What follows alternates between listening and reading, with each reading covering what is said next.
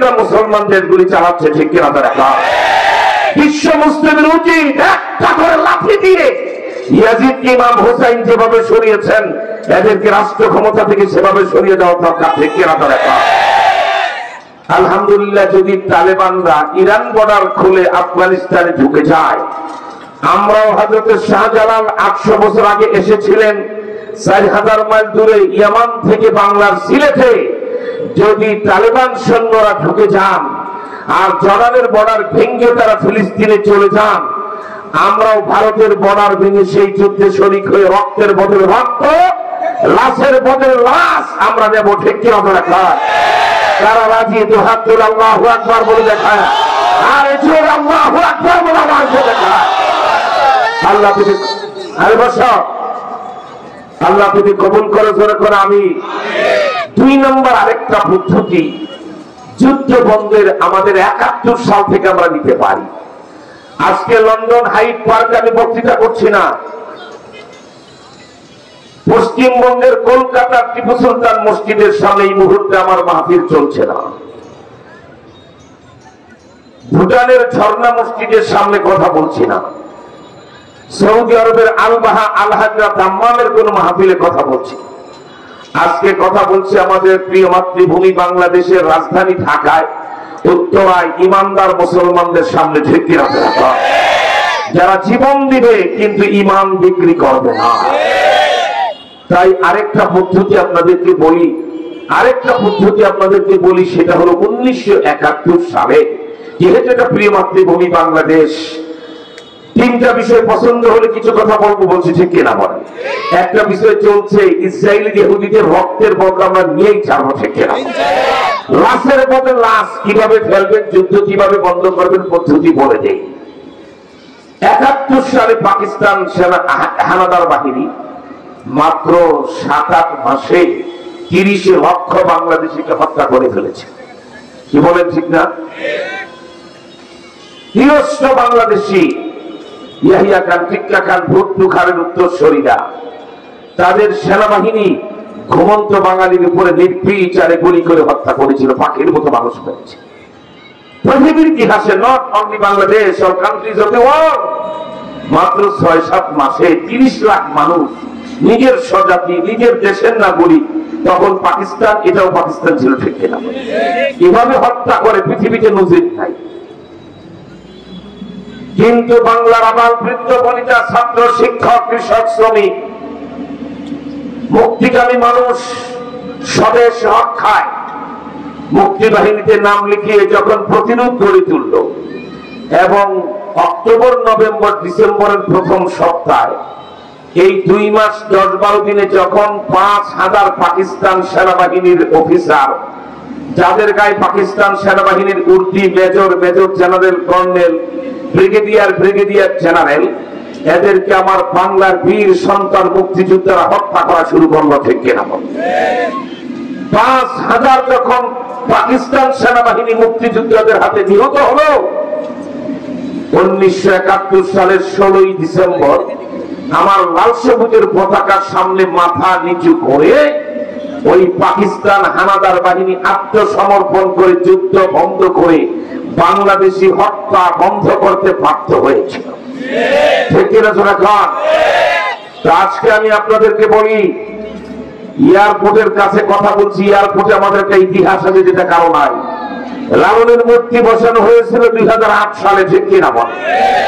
হাজিরা সেই মূর্তির নিচে দিয়ে হেঁটে যেত, 46 ফিট লম্বা, লালনের হাতে ধরতাম না, 2টা উলঙ্গ নারী, বস্ত্রহীন নারীর দেহ তারা এখানে বসিয়েছিল, উদ্বোধন করতে চেয়েছিল।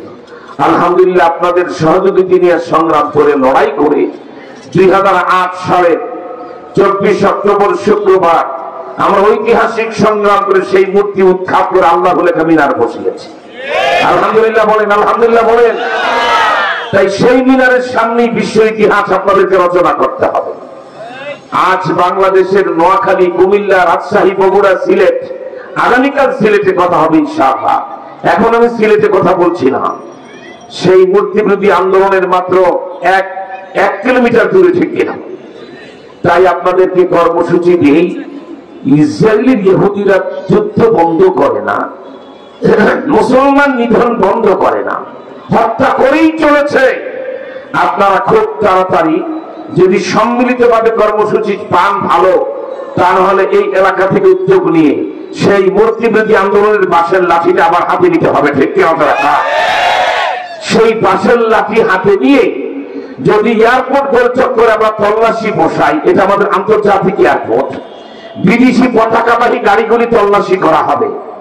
যেই গাড়িতে ইহুদি খ্রিস্টান আর সাদা চামড়ার লাল কুত্তা ইংরেজ পাওয়া যাবে, ইঁদুরের বাচ্চার মতো টেনে গাড়ি থেকে বের করতে হবে। এরপরে মাথা ফাটাতে হবে, কোমর ফাটাতে হবে, আগুন থেকে ধরতে হবে।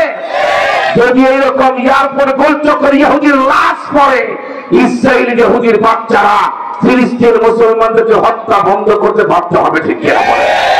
এই কর্মসূচি দিলে কারা মাঠে নামবেন? হাত তোলা, আল্লাহু আকবার বলে দেখা। আপনাদের ভিতরে একজন ইমানদার নারায়ে তাকবীর দিয়ে দেখাতে হবে।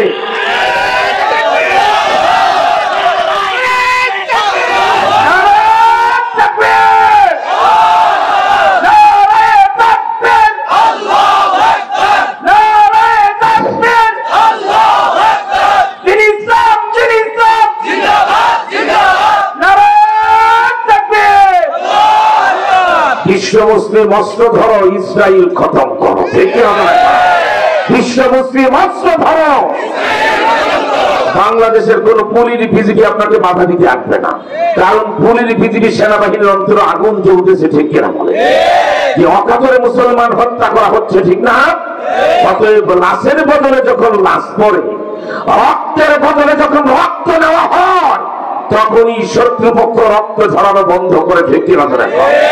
ফর্মুলা মনে রাখতে হবে, মুনাফিক মার্কা সৌদি বাদশার ছেলে আর 58টা মুসলিম রাষ্ট্রের রাষ্ট্রপ্রধান যারা মুনাফিক বদামুলি, এগুলার দিকে তাকায় থাকা আর আমাদের যাবে না। ঠিক কিনা? আলহামদুলিল্লাহ, সুসংবাদ হাদিস শরীফে আছে, মুসলমানদের সাথে ইহুদিদের বিশ্বযুদ্ধ হবে, যেটা লেগে গেছে। সেই যুদ্ধে মুসলিমরা ঐক্যবদ্ধ হয়ে যখন তাদের আক্রমণ করবে, ওরা রণাঙ্গন ছেড়ে পালাবে। পালাবে কোথায়? ধুধু আরব ভূমি, মোটা মোটা গাছের আড়ালে লুকাবে। ইমানদার লোকেরা ভালো করে খেয়াল করে, মোটা মোটা গাছের আড়ালে লুকাবে ইহুদি সৈন্যরা। আল্লাহ পাক গাছের জবান খুলে দিবেন। সুবহানাল্লাহ। গাছ থেকে বলবে, হে মুসলিম, আমার পিছনে এক ইহুদি লুকিয়ে আছে, খুদহু ওয়াকতুলহু, ওরে ধরো আর জবাই করো। বৃক্ষ যখন এই সহযোগিতা মুসলিম জাতিকে করবে, ইমানদারের মতো জবাব দেন, আমরা জিতবো না ইহুদিরা জিতবে। গলা ফাটায় বলেন, আমরা জিতবো না ইহুদিরা জিতবে। বলেন, আমরা জিতবো ইনশাআল্লাহ। ইনশাআল্লাহ জোরে কর। আল্লাহ তুমি কবুল করো, জোরে কর আমিন। একটা বিষয় পছন্দ হলো, যদি এয়ারপোর্ট গোলচক করে আমরা বিদেশি গাড়ি তল্লাশির কর্মসূচি নিয়ে মাঠে নামি, ইহুদি খ্রিস্টান নিধন চলবে, সেদিন আপনাদেরকে পাওয়া যাবে তো ইনশাআল্লাহ। একটা করে বাঁশের লাঠি এখনই নিজে নিজের জায়গায় প্রস্তুত রাখবে। ডাক দেওয়া মাত্রই বাঁশের লাঠি নিয়ে এয়ারপোর্ট গোলচক করে আসবে।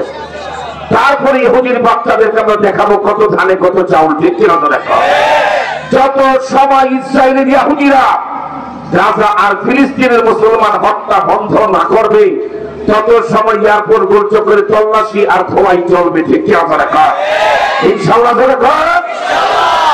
পছন্দ হয়েছে ইসরায়েলের ইহুদিদের বিরুদ্ধে আপনারা ঐক্যমত হয়েছেন, যে একমত হবে না ওটা মুনাফিক, ওটা বদমাইশ। ওই মুনাফিকের বাচ্চাদেরকে আমরা ওরাই ট্রান্সজেন্ডারের সদস্য। ঠিক কিনা?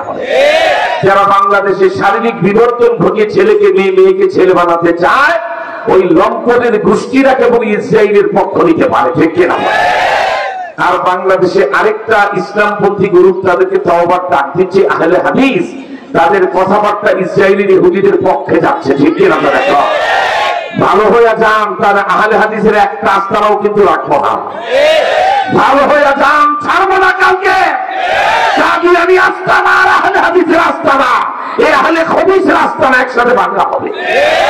আপনাদের মুসলমান কথায় কথায় বুখারী বুখারী বলেন, আপনাদের বক্তব্য ইসরায়েলি ইহুদিদের পক্ষে কেন যায়? আপনাদের বক্তব্য কেন ইহুদিদের পক্ষে যায়? গলায় বাঁধা জিহ্বা বের করে জাতিটার জবাব দেবে। ঠিক কিনা? এখন আপনাদেরকে আমরা কাফের বেঈমান বলবো না, অমুসলিম বলবো না, কিন্তু ভালো হয়ে যান, চরিত্রটা বদলা।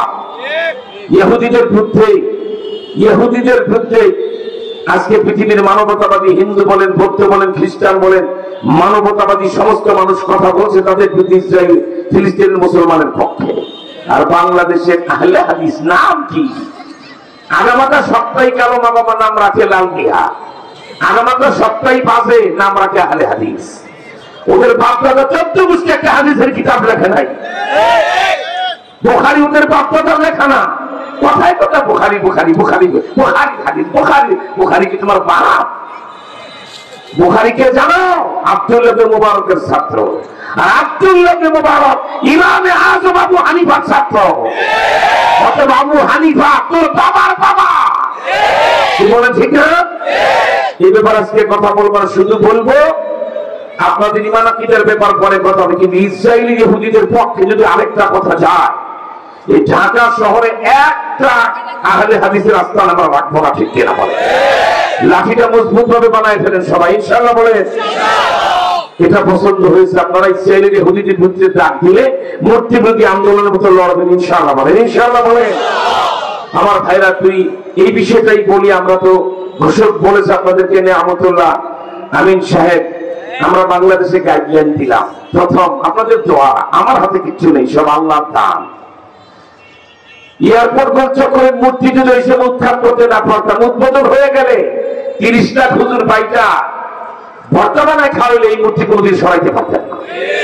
এখন মূর্তির নাম গন্ধ নাই। এলিভেটেড স্পেসমেন্ট কাজ শেষ হবে, লোকাল এমপি মেয়র তাদেরকে নিয়ে বসে ওই মিনারটা যেটা বসাইছিলাম আবার সুন্দর করে বসাতে বাধ্য করবো, ঠিক কিনা? এখন তারা বসাবেন কিয়ামত পর্যন্ত এয়ারপোর্ট গোলচক্করে আল্লাহ লেখা থাকবে, আর কিছু না, ইনশাআল্লাহ। ইনশাআল্লাহ বলে। একটা পছন্দ হয়েছে, আমি অল্প সময় অনেকগুলি কথা আপনাদের সামনে আর বলতে হবে। 3টা বিষয় পছন্দ না হলে কথা বলবো না বলেছি, ঠিক কিনা?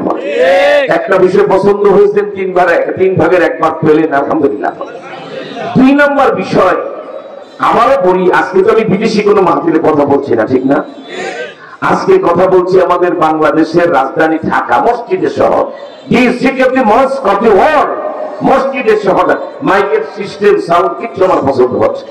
এভাবে আমরা কথা বলি না, এইভাবে কথা বলা বড় মুশকিল।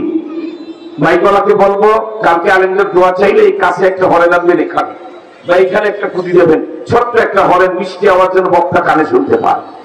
যিনি অভ্যস্ত হতে অন্যদিকে ঘোরাই দিবেন, ওই দূর থেকে কি ভেসে আসে আমি ভালো করে বুঝি না, সেজন্য কথা বলতে ভালো লাগে না। যাই হোক, এখন আর ঠিকঠাক করতে গেলে বহু ক্ষতি করে ফেলবে, কিছু দরকার নাই। শুধু আপনারা 2 নম্বর বিষয়টা বলছি, আজকে লন্ডনে, আমেরিকায়, সৌদি আরবে, কুয়েতে, কাতারে, ইন্ডিয়ায়, আসামের হাইলাকান্দি, কাছাড়, করিমগঞ্জে কথা বলছি না, কথা বলছি বাংলাদেশি মানুষদেরকে নিয়ে। মুনাফিক যদি না হও, এই বাংলাদেশি মনে রাখবা, মুনাফিক না হলে গলা ফাটায় জবাব দিবা, আর মুনাফিক হলে কান ধরে চোরের মতো মাহফিল থেকে পড়ায় চলে যাইবা। ইমানদার হলে জবাব দেন, এই জাতি 53 বছর তোমার দেশ স্বাধীন হলো, আমার বাংলাদেশ 53 বছর, ঠিক না? এই 53 বছরে একজন আলেমকে তোমরা প্রধানমন্ত্রী বানিয়েছ, আওয়াজ পছন্দ হয় না, মুনাফিকি করবে না, জবাব দিবা, গলা ফাটায় জবাব দিতে হবে, ঠিক কিনা বলে? আরো আওয়াজে জবাব দেবে। 53 বছরে একজন আলেমকে তোমরা রাষ্ট্রপতি বানিয়েছ, এই 53 বছরের স্বাধীন বাংলার ইতিহাসে কোন আলেমকে প্রধানমন্ত্রী বানিয়েছ? এই 53 বছরে কোন আলেমকে তোমরা সরকার গঠনের সুযোগ দিয়েছ? বাকি মগের বলল, দেশ চালাইলো ওরা, গম চুরি করলো ওরা, এদেশে 74-এ দুর্ভিক্ষ ঘটায়া 2 লক্ষ মানুষ হত্যা করলো ওরা, ওদের ছাত্র সংগঠনের নেতারা 100 মেয়েকে ধর্ষণ করে ধর্ষণের সেঞ্চুরি পালন করে ওরা। এক কথায় 53 বছর যারা দেশ চালিয়েছে, ওরা চোর, ওরা ডাকাত, ওরা খুনি, ওরা লম্পট, ওরা বাটপার, ওরা চাঁদাবাজ, ওরা দুর্নীতিবাজ, ওরা খুনি, ওরা টেন্ডারবাজ, সকল পাপের মূলে ওরা। ওরা 30 টাকার পেঁয়াজ 250 টাকা পর্যন্ত আমাদেরকে খাওয়ায়, ছাড়ে রাষ্ট্র চালায় যারা, তারা ঠিক কিনা? কি এক মগের মূল্যকে বসবাস করি, রাষ্ট্র চালাইল 53 বছর ওরা, চোর ডাকাত খুনি সন্ত্রাসী ওরা, আর জেল খাটে কেন আলেমরা? জবাব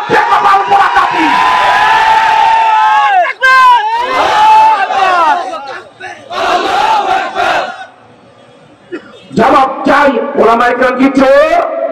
এই জবাব দেন নাকি মুখের মতো? দেখ বলতে কেন শুনাই না। আমাদের মজলিসে সিংহের গর্জন দিতে হবে, ঠিক না? ওলামায়ে কেরাম চোর, ওলামায়ে কেরাম ডাকাত, ওলামায়ে কেরাম খুনি। আমার সামনে সব হারামজাদারা বস্তা।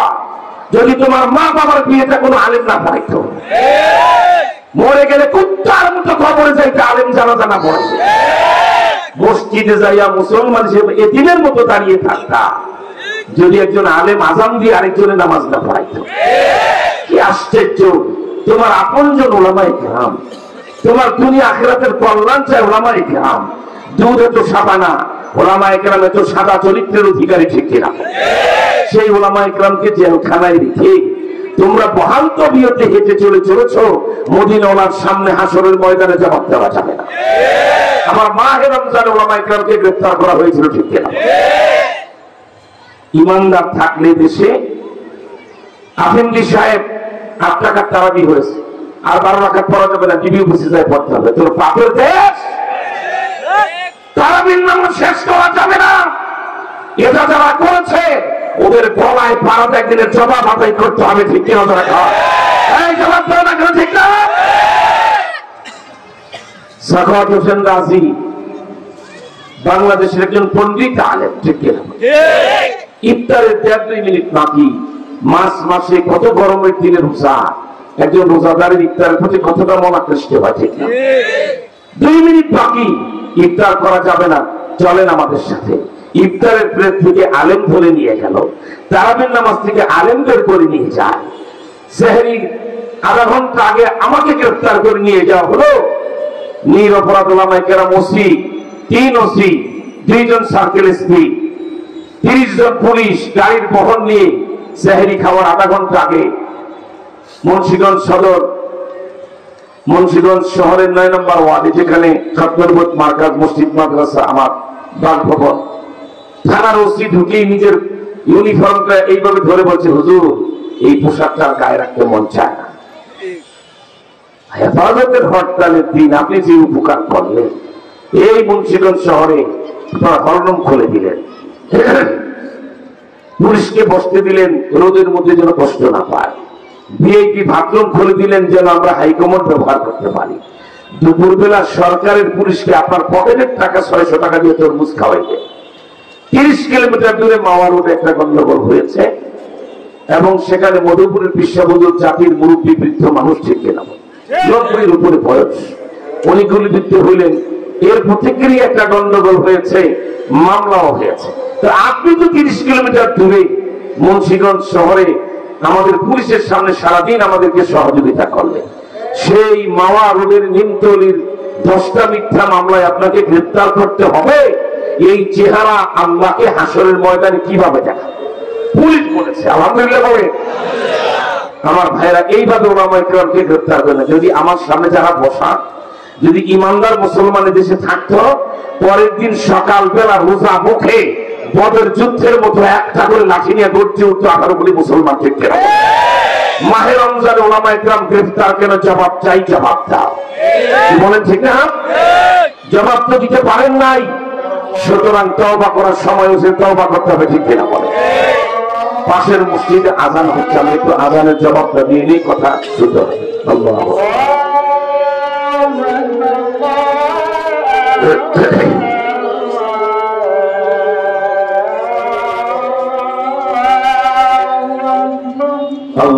আকবার, আল্লাহু আকবার।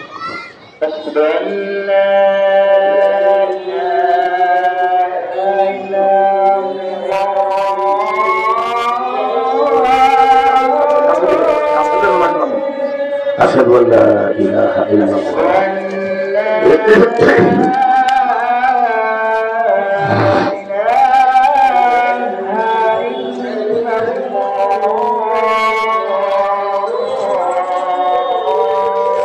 أشهد أن لا إله إلا الله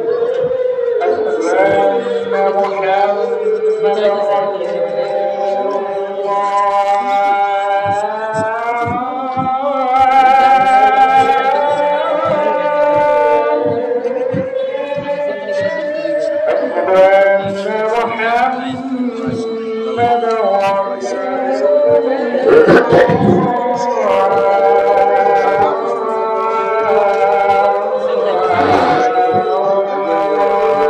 আশহাদু আন্না মুহাম্মাদান হাইয়া আলাস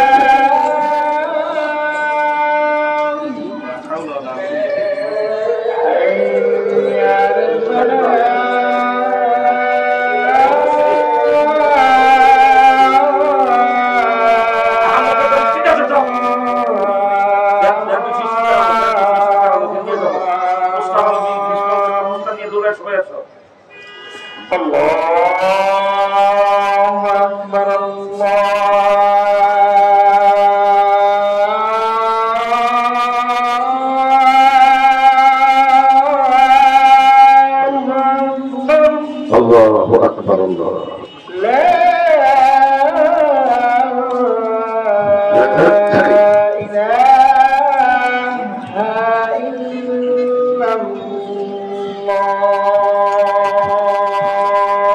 لا إله إلا الله صلى الله على النبي الأمي اللهم رب هذه الدعوة التامة والصلاة القائمة آت محمدا وسيلة رسولا وبعثه مقاما محمودا الذي وعدته إنك لا تخلف الميعاد আযান যখন শেষ হবে আযান চলা শুরু মাত্র আযানের জবাব দিবেন জবাব তো শুনলেন যেটা বলবেন সেটা লা হাইয়া আলাস সালাহ হাইয়া আলাল ফালাহ বলার সময় লা হাওলা ওয়ালা কুওয়াতা ইল্লা বিল্লাহ বলবেন আযান শেষ হওয়া মাত্রই একবার দুরূদ শরীফ পড়বেন সত্য দুরূদ শরীফ সাল্লাল্লাহু আলাইহি নবিয়্যিল উম্মি কি এরপর আযানের দোয়াটা পড়বেন আল্লাহ রাসূল বলেন এটা যারা করবে তাদের জন্য আমার শাফাআত সুপারিশ অবধারিত সুবহানাল্লাহ মানে আযানের জবাব যারা দিবে নামাজ পড়বে তো অবশ্যই আর আযানের পরে দোয়াটা পড়বে নবীজি বলেন আমি তাদেরকে জান্নাতে নিয়ে যাব সুবহানাল্লাহ আলহামদুলিল্লাহ তো এই যে আশ্চর্য একটা বিষয় দেশ স্বাধীন হওয়ার পরে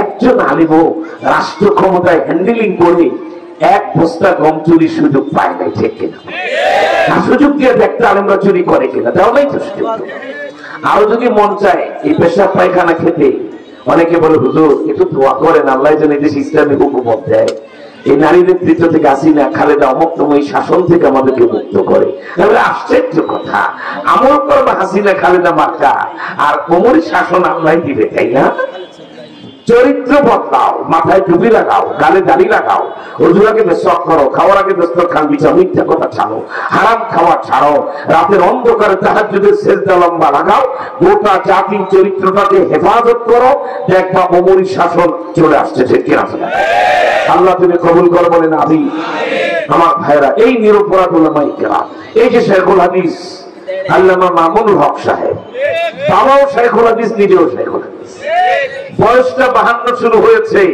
এর মধ্যে 26 বছর শুধু বুখারী শরীফ পড়া চিন্তা করেন 25 বছরের বেশি 26 বছর সে বুখারী শরীফ পড়ায় এই সকল উলামায়ে কেরামকে মিথ্যা মামলা দিয়ে বছরের পর বছর জেলখানায় রাখা উচিত ছিল গভর্নমেন্টের সম্পর্কটা আলেমদের সাথে সরকারের খারাপ ছিল না আহমদ শফী হুজুর থাকতে বেশ ভালো হয়ে গেল কিন্তু মালাউনের বাচ্চা বিশ্ব সন্ত্রাসী ওয়ার্ল্ড টেরর জামানার আবু জেহেল বিশ্ব কসাই ওই ভারতের প্রধানমন্ত্রী কুখ্যাত শয়তান বাবরি মসজিদের খুনি এই বেয়াদব 21 সালে বাংলাদেশে এসে দেশটাকে অশান্ত করে ওলামায়ে কেরামদের সাথে একটা মারামারি বাঁধায় দিয়ে গেল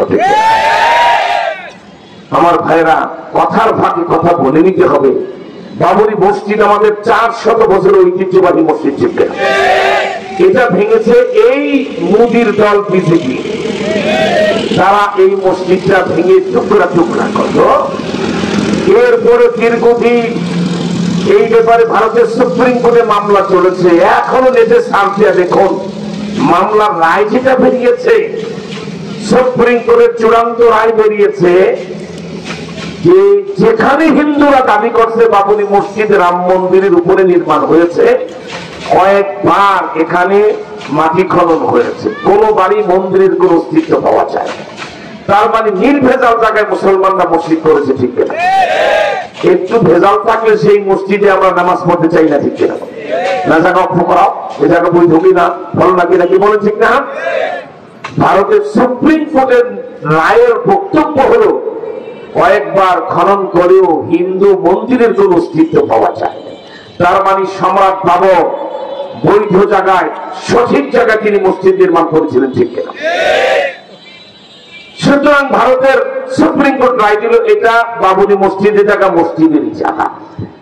কিন্তু বৃহত্তর জনগোষ্ঠী মানে হিন্দু গোষ্ঠী ভারত, তাদের ধর্মীয় সেন্টিমেন্টের দিকে তাকিয়ে এই জায়গাটায় রাম মন্দিরের নির্দেশের অনুমতি দিয়ে পাশে কোথায় 5-7 একর জায়গা সরকারকে বাবরি মসজিদ নির্মাণের জন্য দেওয়ার নির্দেশ দিয়েছে ভারতের সুপ্রিম কোর্ট। ওই মালাউনের যুদ্ধ গালে আমরা লাঠি মারি। এটা কোন জাতের রায় হলো? তুমি স্বীকার করলা এখানে রাম মন্দির ছিল না, ঠিক না?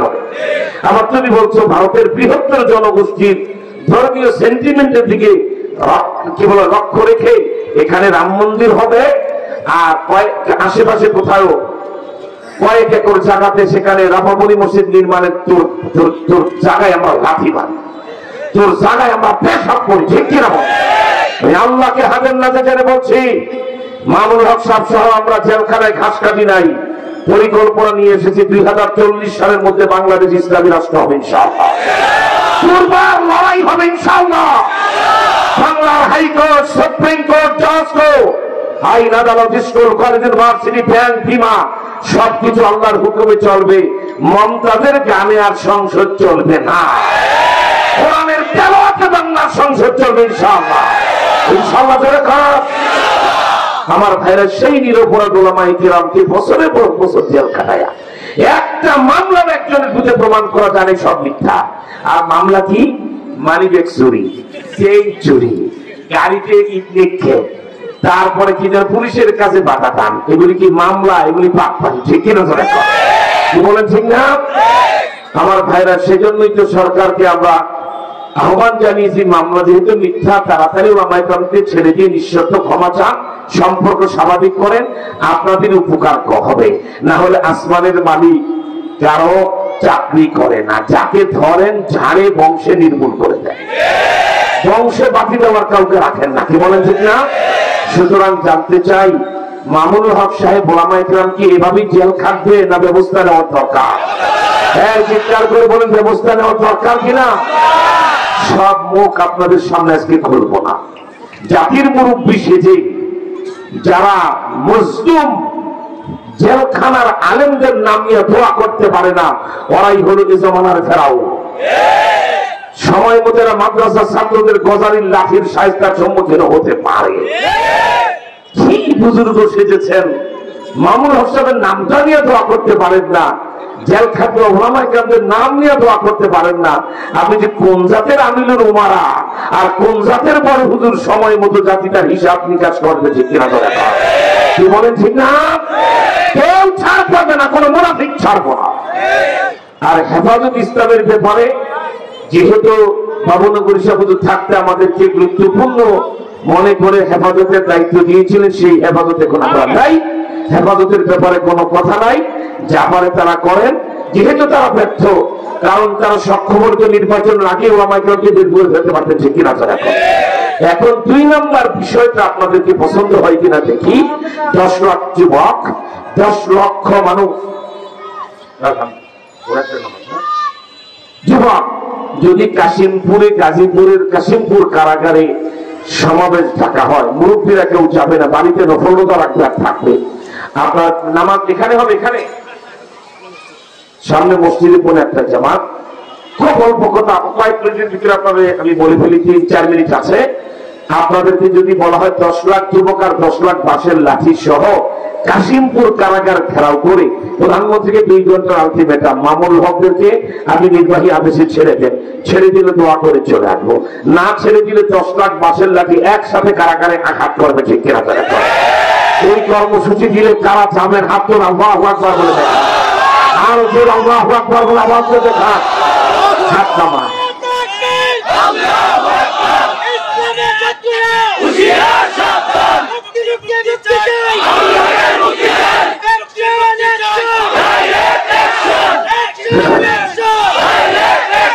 আমার 3-4 মিনিটে বাকি কথা 3-4 মিনিট আমাকে শেষ করতে হবে। 3 নম্বর কাদিয়ানীদের বিষয়, ওরা পঞ্চগড়ে জলসা ডেকেছে, কোন জলসা কাদিয়ানীদের বাংলাদেশে হবে না।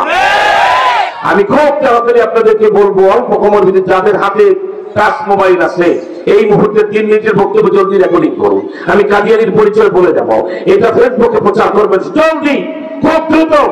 আপনার টাচ মোবাইলটা বের করে উঁচু করেন, আমি দেখবো কার কার কাছে মোবাইল আছে। Ready ready ready? তাহলে শোনো বাবা, কাদিয়ানী কোন শয়তানের নাম? এখন থেকে প্রায় 150 বছর পূর্বে অবিভক্ত ভারতে পাঞ্জাব রাজ্যে গুরুদাসপুর জেলায় কাদিয়ান নামক গ্রামে, বাপের নাম গোলাম মুর্তজা, মায়ের নাম চেরা খিবি, এই বেদির পেটে জন্ম নেয় শতাব্দীর কুখ্যাত ফেরাউন, নাম রাখা হয় তার গোলাম আহমদ কাদিয়ানী। এই যে আদব এখন থেকে 100 বছর পূর্বে উর্দু থেকে বই লেখে, বইটার নাম কি? এক গলতিকা ইজানা, পৃষ্ঠা নাম্বার 10। এই বইটা 10 নম্বর পৃষ্ঠায় কাদিয়ানী লেখে, মোহাম্মদ आखिरी पैगंबर नहीं है, मैं ही आखिरी पैगंबर हूँ। मोहम्मद শেষ নবী নয়, আমি শেষ নবী। মানবে উত্তর মুসলমান? গলা ফাটায় জবাব দেবেন কিন্তু।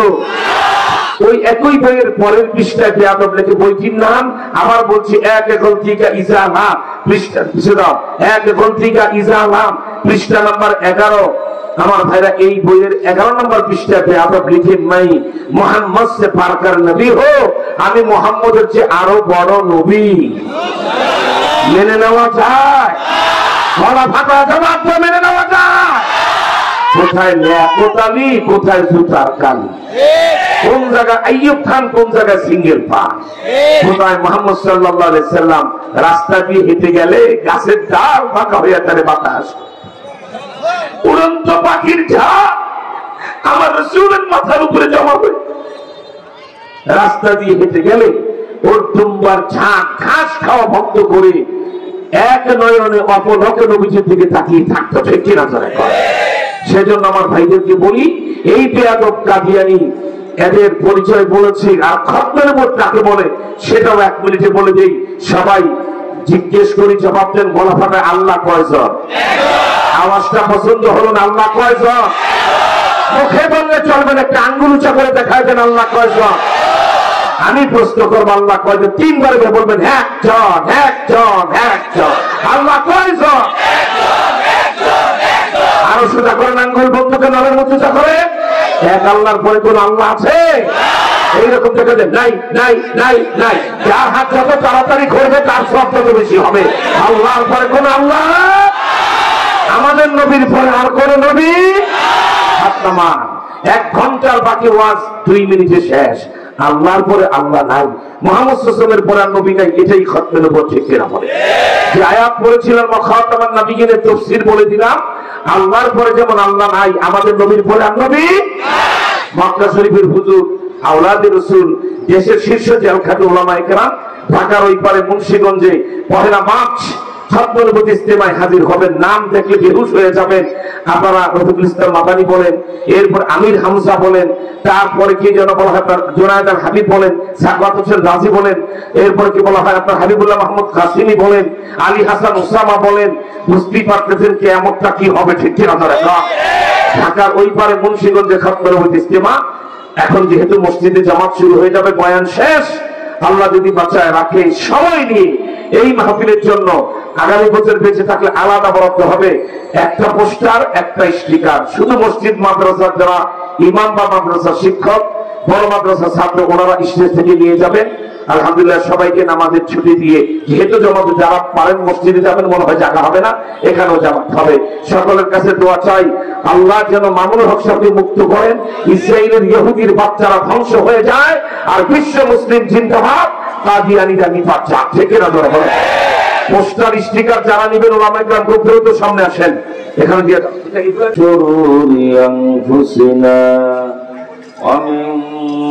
سيئات أعمالنا من يهده الله فلا مضل له ومن يضلله فلا هادي له ونشهد أن لا إله إلا الله وحده لا شريك له ونشهد أن سيدنا ومولانا محمدا عبده ورسوله أرسله بالحق بشيرا ونذيرا وداعيا إلى الله بإذنه وسراجا منيرا أعوذ بالله من الشيطان الرجيم بسم الله الرحمن الرحيم ما كان محمد أبا أحد من رجالكم ولكن رسول الله وخاتم النبيين وكان الله بكل شيء عليما صدق الله المولانا العظيم شباب الشريف اللهم صل على محمد وعلى آل محمد كما صليت على إبراهيم وعلى آل إبراهيم إنك حميد مجيد زبان كل شباب الشريف اللهم بارك على محمد وعلى آل محمد كما باركت على إبراهيم وعلى آل إبراهيم إنك حميد مجيد الحمد لله ঐতিহ্যবাহী দ্বীনি প্রতিষ্ঠান আমার এই উত্তরার বাইতুল মুমিন মাদ্রাসার পক্ষ থেকে আয়োজিত 3 দিন ব্যাপী তাফসীরুল কোরআন মাহফিলের উদ্বোধনী দিনে আল্লাহ পাক আমাদেরকে প্রতিকূল অবস্থায় এই বেহেশতি বাগানে বসার তৌফিক দিয়েছেন। আমরা শুকরগুজার হচ্ছি আলহামদুলিল্লাহ। আপনারা প্রায় সকলেই জানেন আমরা যখন মঞ্চে বসি আহত শিয়ালের ঘ্যাঙর ঘ্যাঙর পছন্দ করি না, সিংহের গর্জন শুনতে চাই। আপনারা মেহেরবানি করে অল্প সময়ে 1 ঘন্টার কম সময় কথা বলে আমাকে চলে যেতে হবে। এই সংক্ষিপ্ত সময় গুরুত্বপূর্ণ কথা আপনাদের সামনে পেশ করতে চাই, সেজন্য গায়ের শক্তি গলার গোড়ায় জমা করে প্রস্তুতি নেন। আল্লাহু আকবার বলে একটা আওয়াজ দেন। ভাগ ফকর বন্ধ করে বসবেন, আর একটু এগিয়ে মজবুত ভাবে বসুন। ভাগ থাকলে শয়তান বসে মাহফিল বরকত নষ্ট করে ফেলে। এগিয়ে মৌচাকের মতো জমে বসি। আল্লাহ পাকের দরবারে আমরা শুকরগুজার হচ্ছি ফিতনা ফাসাদের জমানায়, প্রতিকূল অবস্থায়। আজকে এলিভেটেড স্পেসওয়ের কাজ চলছে, তারপর আলহামদুলিল্লাহ প্রশাসন অনেক সহযোগিতা করে এই মাহফিলের জন্য সুযোগ করে দিয়েছেন। আমরা সবাই তাদেরকে ধন্যবাদ জানাচ্ছি আলহামদুলিল্লাহ। প্রিয় ভাইরা, যে সময় বাংলাদেশে আরে পোকা করে কেন ভাই, সাউন্ড বক্সের আওয়াজ হয়, সাউন্ড বক্স বন্ধ করছেন কেন? কি করে না করে। আল্লাহু আকবার। যে সময় বাংলাদেশে মসজিদের শহর ঢাকায় আমরা অত্যন্ত সুন্দর পরিবেশে এই বেহেশতি বাগানে আলোকসজ্জিত প্যান্ডেলে আমরা শীত বস্ত্র গ্রহণ করে আলোচনা শুনছি, ঠিক এই সময় আরব সাগরের তীরে বিশ্ব সন্ত্রাসী ইসরায়েলের ইহুদির বাচ্চারা মুসলমানের রক্ত নিয়ে হোলি খেলা খেলছে, ঠিক কিনা বলে? 3টি বিষয় আপনাদেরকে পছন্দ হলে আমি কিছু কথা বলবো। জেল থেকে বের হওয়ার পরে সিদ্ধান্ত নিয়েছি কোন মুনাফিকদেরকে আমরা ওয়াজ শোনাবো না। নির্ভেজাল খাঁটি মুসলমানদেরকে ওয়াজ শোনাবো, যারা বাতিলকে গড়িয়ে দিয়ে কলেমার পতাকা উড্ডীন করতে পারবে। ঠিক কিনা ধরে আপনারাও পারবেন? নারায়ে তাকবীর বলে একটা আওয়াজ দিয়ে দেখায় দেন। একজনে বলবেন, সবাই জবাব দিবেন।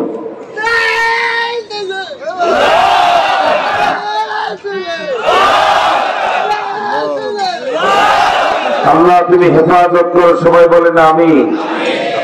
একটা প্রতিবন্ধী বাচ্চার এই জজবা, আপনারা কোন দেশে বসবাস করেন? আপনাদের চেহারা দেখে আমার দুঃখ হচ্ছে। 3 মাস 13-14 দিনে বিশ্ব সন্ত্রাসী ইহুদিরা 23,000-এর বেশি মুসলমানকে হত্যা করে ফেলেছে। আরব সাগরের পানি তারা লাল বানিয়ে ফেলেছে। 14,000-এর মতো মুসলমানের ছোট্ট কচি বাচ্চাদেরকে হত্যা করে আরবের মাটি তারা লাল বানিয়ে ফেলেছে। প্রথম আপনাদের কাছে জানতে চাই, 3টি বিষয় পছন্দ হলে কথা হবে, না হলে কোনো কথা হবে না। 1, এই নিরপরাধ ফিলিস্তিন আর গাজার মুসলমানদেরকে বিশ্ব সন্ত্রাসী যারা হত্যা করে চলেছে, আপনারা কি হত্যাকাণ্ডের বদলা নিতে চান? এই রক্তের বদলা আপনারা নিতে চান?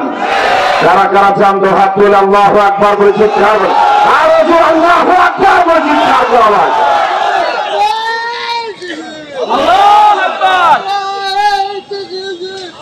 আল্লাহ তুমি হেফাজত করে বলেন আমিন।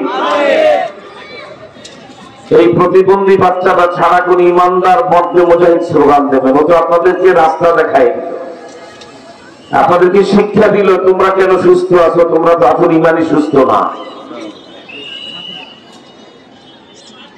আমরা এই রক্তের বদলা নেব ইনশাআল্লাহ। বলেন বদলাটা 2 ভাবে হবে।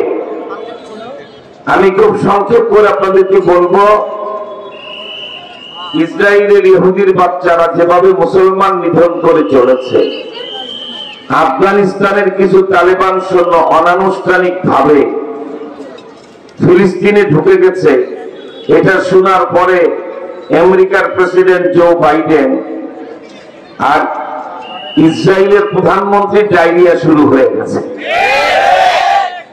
যদি অল্প কয়েকদিনের মধ্যে ইরান তার বর্ডার খুলে দেয়, 3 লক্ষ আফগান সৈন্যরা যদি জর্ডানের বর্ডারটা লাঠি দিয়ে ভেঙে ফিলিস্তিনে ঢুকে যায়, ইহুদির বাচ্চারা সূর্য উঠতে দেখবে, সূর্য ডুবতে আর কোনদিন দেখবে না ইনশাআল্লাহ। যদি 3 লক্ষ তালেবান সৈন্যরা ঢুকে যায়, পৃথিবীর 30 কোটি মুসলিম যুবক, বাংলাদেশে 3 কোটি মুসলিম যুবক কেউ ঘরে বসে থাকবে না। ঠিক কিনা বলে? আমার ভাইরা দুঃখ আর ভারাক্রান্তি হৃদয়ে বলি, ইহুদিদের একটা রাষ্ট্র নাই। আমাদের 58টা মুসলিম রাষ্ট্রের ওয়াইসি আছে। ঠিক কিনা বলে? ইহুদিদের যে রাষ্ট্রটা, এটা একটা জারাজ রাষ্ট্র, 5টা কান্ট্রি। মাইক্রোফোন করে কেন? ইহুদিদের যে একটা রাষ্ট্র পাবে, এটাও হারামজাদা রাষ্ট্র। ঠিক কিনা? 1 ইঞ্চি জমি ইহুদির বাচ্চাদের নাই। আমার আরব ভূমি মুসলমানদের জমি দখল করে তারা রাষ্ট্র বানিয়েছে। পৃথিবীতে মুসলমান 200 কোটি। কত কোটি বলেন?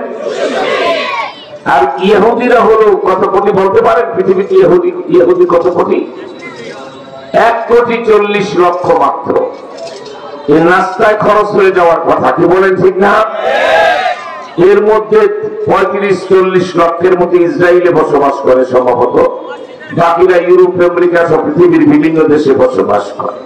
আমাদের বাংলাদেশেও কিছু ইহুদি জামায়াত এখনো আছে, কিন্তু আগামী শুক্রবারের পরে তারা বাংলাদেশে আর চলতে পারবে না ইনশাআল্লাহ। 2টা বাবা আমরা এই রক্তের বদলা নেব, লাশের বদলা নেব। প্রথমে আপনাদেরকে সংক্ষিপ্ত একটা তাত্ত্বিক কথা বলি। মুসলিম দুনিয়ায় 1000 বছর ইতিহাস, ওমারা আর ওলামা, রাষ্ট্র শাসন করে যারা, রাষ্ট্র হ্যান্ডেলিং করে যারা, তারা যদি ইমানদার আল্লাহওয়ালা হয়, ওলামাদের তেমন কোনো ভূমিকা রাখতে হয় না ইসলাম রক্ষায়। যারা দিন ইলমে নবুয়্যির চর্চা মানুষের ইসলাহি নফসের বিষয় নিয়ে ব্যস্ত থাকলেই চলে। যেমনটা হযরত ওমর ইবনে খাত্তাব, তিনি রাষ্ট্রপ্রধান, একা ইসলাম রক্ষায় যথেষ্ট, ঠিক কিনা ধরে কয়?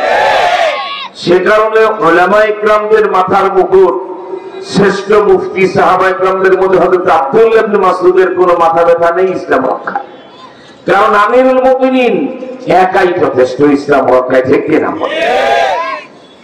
রাসূল মুফাসসিরিন হযরত আব্দুল্লাহ ইবনে আব্বাস রাদিয়াল্লাহু তাআলা আনহু, তারও কোনো মাথা ব্যথা নেই ইসলাম রক্ষার জন্য, দরকার নেই, হযরত ওমর একাই যথেষ্ট।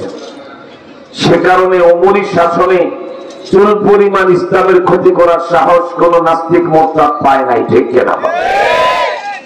কিন্তু যখন রাষ্ট্রযন্ত্র হ্যান্ডেলিং করে যারা ওমারা অর্থাৎ রাষ্ট্রনায়করা, এরা যদি ইয়াজিদ হয়ে যায়, এরা যদি ফেরাউন হয়ে যায়, তখন উলামায়ে ইকরামদেরকে হযরত ইমাম হুসাইনের মতো কারবালা কায়েম করতে হয়, ঠিক কিনা? সুতরাং আফগানিস্তানের বর্তমান রাষ্ট্রপ্রধান আমিরুল মুমিনিন মোল্লা আখুন্দজাদা ছাড়া কোন মুসলমান দেশে ইমানদার রাষ্ট্রপ্রধান নাই। আমাদের বাংলাদেশ বলেন, পাকিস্তান বলেন, ইন্দোনেশিয়া, মালয়েশিয়া, সৌদি আরব, কুয়েত, কাতার, সৌদি আরবের কথা কি বলবো? সৌদি আরবের বর্তমান বাদশার ছেলে সৌদি আরবের প্রধানমন্ত্রী। মাইকলা বুঝতেছেন? ক্যান ক্যান করে আপনার সাউন্ড একটা মাইকাল থেকে এখানে এনে বেঁধে এদিকে রাখবেন, কাছে 10 মাইল ধরে মাইক দিলে বক্তা কিছু বুঝে, কাছে একটা অসত্য হরেন দেবেন, মিষ্টি আওয়াজ যেন এখান থেকে শোনা যায়, কোন সেটিং আপনি বুঝে পাই। আল্লাহ তুমি হেফাজত করে বলেন আমিন। সৌদি আরবের বর্তমান বাদশার ছেলে মোহাম্মদ বিন সালমান একটা ডিজিটাল ফেরাও, বিশ্ব বেয়াদব, বিশ্ব শয়তান।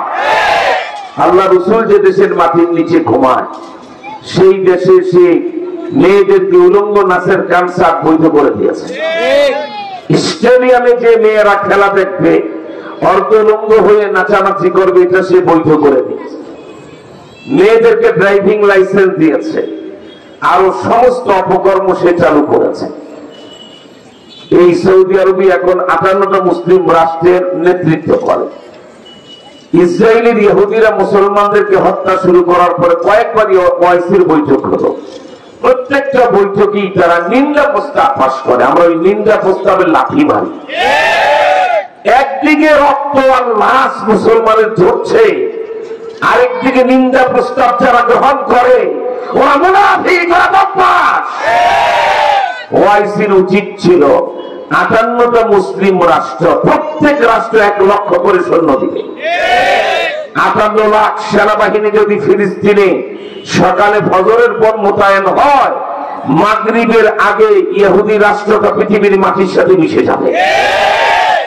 আমার ভাইয়া, তাদের দিকে আমরা তাকিয়ে থাকবো। ওমারারা যেহেতু ফাঁসে, কোন দেশেরটা ভোট চোর, কোন দেশেরটা গম চোর, কোন দেশেরটা ভোট ছাড়া রাষ্ট্র ক্ষমতায়, কোন দেশেরটা লম্পট, কোন মুসলিম দেশের রাজা হলো কি বলা হয় তার হলো কোনটা ভেসা, কোনটা চরিত্রহীন, কোনটা টাউট, কোনটা ফাটফার, কোনটা টেন্ডারবাজ, কোনটা চাঁদাবাজ, কোনটা বছরের পর বছর ক্ষমতা থাকলেও ভোটের দরকার হয় না। এই